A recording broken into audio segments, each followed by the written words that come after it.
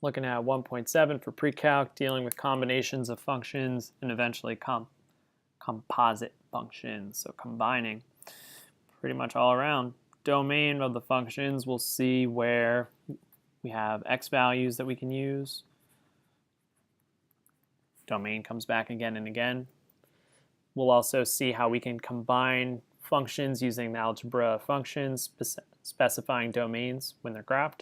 Form composite functions, so a function inside of a function inside of a function, occasionally determining domain for those functions, also writing functions as compositions. Quick refresher on domain. We can't divide by 0, so whenever we see situations like this, 2 over x minus 3, to clarify the domain says that x minus 3 cannot be equal to 0. So this is saying that we want to exclude 3 from our domain. In this section, interval notation is introduced, which is a way for us to write out the domain. We've seen brackets and parentheses used to denote situations like this. So for example, as a quick refresher, if we were talking about the domain where x cannot be equal to 3, we want to go from left to right. So we want to start at negative infinity. We want to go towards 3, but we don't want to include it, so we use parentheses. We then say that there's a union also with 3 to infinity, using parentheses on both. Reason we want to use parentheses around infinity is because this cannot be equal to infinity, so we just say, yeah, it keeps going, it keeps going. For this problem seen here, this has a little bit more work to denote the domain, but still manageable, saying that x cannot be equal to plus or minus 2. So if we were going to show the domain on something like this, it would say from negative infinity to negative 2, use parentheses, go from then negative 2 to 2, because we want to include these values.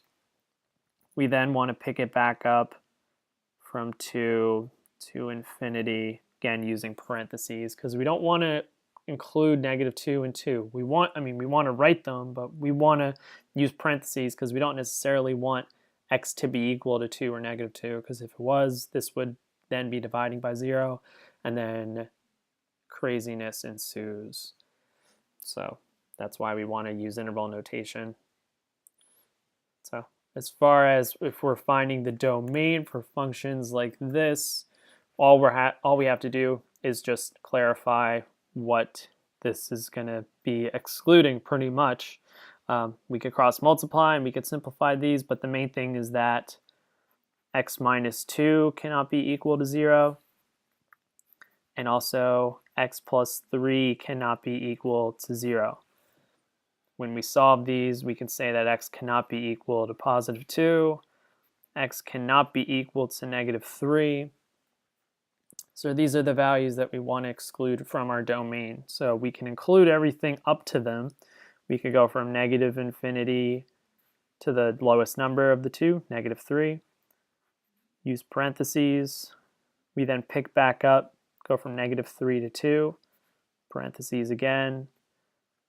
We then skip 2, but we pick it back up and take that all the way to positive infinity.